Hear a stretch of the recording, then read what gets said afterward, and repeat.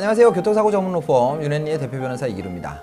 오늘은 인도를 보행하다가 음주운전 뺑소니 사고를 당하신 분의 질문에 대해서 살펴보도록 하겠습니다. 질문 보고 올까요? 안녕하세요. 교통사고 피해자입니다. 보행 중에 음주운전하는 차량의 피해를 입고 차량 앞바퀴 휀다에 걸려 35m 끌려갔고 가해자는 그대로 도주했으며 나중에 뺑소니범으로 검거되었습니다. 전치 6주의 중상을 입었고 온몸은 아스팔트에 끌려 흉터로 가득합니다. 아이고, 많이 다치셨네요. 가해자가 1,000만 원의 형사 합의를 원해서 합의를 보지 않았고 현재 징역 8개월 형을 선고받아 살고 있습니다. 그리고 대학병원에서 입원 치료를 했었는데 갈비뼈가 부러지지 않았다는 진단을 내렸고 너무 아파서 서울 삼성병원에 가서 진료를 본 결과 57번 갈비뼈 골절이라는 소견을 받았습니다. 그리고 갈비뼈는 현재 부러져서 반원이 아니라 약간 찌그러지고 약간 돌출되어 있는 상태입니다. 그래서 질문 주셨는데 형사 합의를 보지 않아 민사소송을 걸려고 하는데 가해자한테 소송 거는 것과 보험사 측으로 소송이 다른 건가요? 가해자 측으로 민사소송을 준비 중인데 민사소송을 하게 될 경우 보험회사에서 받게 되는 합의금이 달라질 수 있나요? 갈비뼈, 흉터, 목, 디스크에 대한 보상 하나하나 다 받을 수 있나요? 지금 골반 쪽에는 원인 모르는 통증이 계속되고 있습니다. 자, 지금 이제 가해자로부터 이제 뺑소니 사고를 당했기 때문에 가해자에 대한 감정이 좀 안 좋으신 것 같아요. 근데 이제 손해를 당했을 때 종합보험에 가입되어 있는 운전자로부터 사고를 당하셨다고 하면 원래 종합보험이라는 게 뭐냐면 가해자의 손해배상 전부를 보험사가 책임져 주겠다. 이런 의미로 생각하시면 되거든요. 그래서 가해자를 상대로 민사소송을 하는 것과 보험사를 상대로 민사소송을 하는 거는 사실은 이제 피해자의 관점에서 봤을 땐 전혀 차이가 없어요. 가해자한테 보상을 받는 만큼 보험사로부터는 보상을 받을 수 없고요. 보험사로부터 보상을 받는 만큼 가해자로부터는 받을 수 없게 되는 거죠. 중복해서 배상이 되지는 않습니다. 자, 그렇다면 종합보험사는 당연히 돈을 많이 가지고 있겠죠. 그러니까 소송을 해서 이기면 확실하게 돈을 받을 수 있는 상대는 보험사입니다. 근데 가해자, 운전자에게 직접 민사소송을 제기한다고 했을 때는 판결을 받더라도 운전자가 돈이 없다라고 하면 돈을 받아낼 방법이 없는 거예요.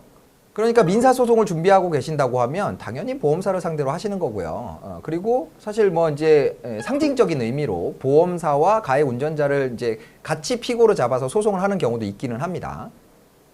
그렇지만 결국은 보험사가 이 가해 운전자의 손해배상 책임을 동일하게 떠안기 때문에 가해자 입장에서는 뭐 판결을 받는다고 해도 자기 돈으로 뭐 배상을 해야 된다, 뭐 이런 책임을 질 필요는 없거든요. 그래서 결론적으로 말씀드리면 가해자를 상대로 민사소송을 준비하면 보험사와의 합의금이 달라질 수 있냐? 당연히 달라집니다. 그리고 보험사에서 받은 금액만큼은 가해자에게 청구할 수 없다. 이렇게 생각하시면 돼요.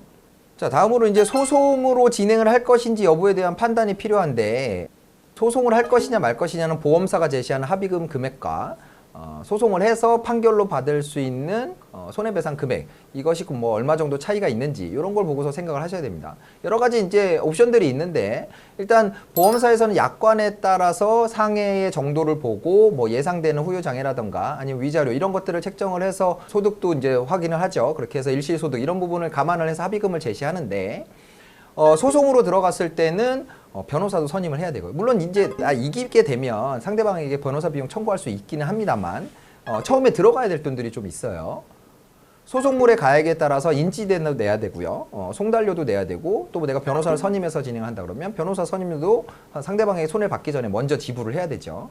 이런 부분들을 부담을 해야 되기 때문에 실제로 소송까지 가는 경우는 이제 소액인 경우에는 소송까지 가지 않고 손해사정사나 이런 분들을 선임을 해서 적정한 합의금을 이제 책정을 한 다음에 보험사랑 합의를 보는 경우가 많죠.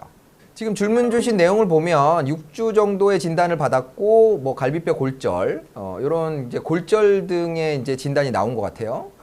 늑골 골절, 갈비뼈 골절 같은 경우에는 폐에 손상이 있는 경우에는 후유 장애가 나올 수 있는데 단순히 그냥 골절만 있는 경우에는 이제 접합이 되면 대부분의 골절들은 접합이 되면 후유 장애가 남지 않는 것으로 판단이 되는 경우가 많아서 아마 청구할 수 있는 금액이 그렇게 높지는 않을 거라고 생각이 됩니다.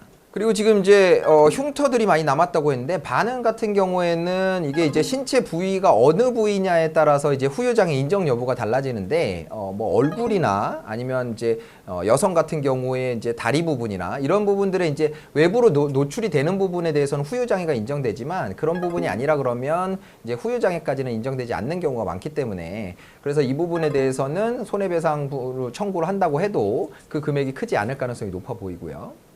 마지막으로 목 디스크에 관련된 말씀을 하셨는데 사실 디스크가 이게 사고로 이제 확 나빠지는 경우가 많이 있기는 한데 이걸로 이제 뭐 후유 장애라든가 손해배상 청구를 하게 되면 이 기왕증 내지는 이제 다 디스크는 잘 알고 계시겠지만 이게 이제 퇴행성으로 증상이 나타나는 경우가 많이 있기 때문에 대부분 이건 신체 감정을 하게 되면 퇴행성으로 온 부분이 기왕증으로 고려가 되고 그리고 사고로 인해서 추가로 나빠진 부분이 어떻게 되느냐 이런 걸 이제 구분해서 판단을 하게 돼요. 그러니까 원래 좀 목이 아파서 디스크로 뭐 진단을 받으신 적이 있다거나 아니면 뭐 최근에 찍은 디스크 사진에서 좀 뭐 퇴행성인 부분이 보여진다거나 이렇게 됐을 때는 이 부분 역시 후유 장애가 남는다고 해도 기왕증이 있는 부분만큼은 감액이 돼서 인용이 될 가능성이 높죠.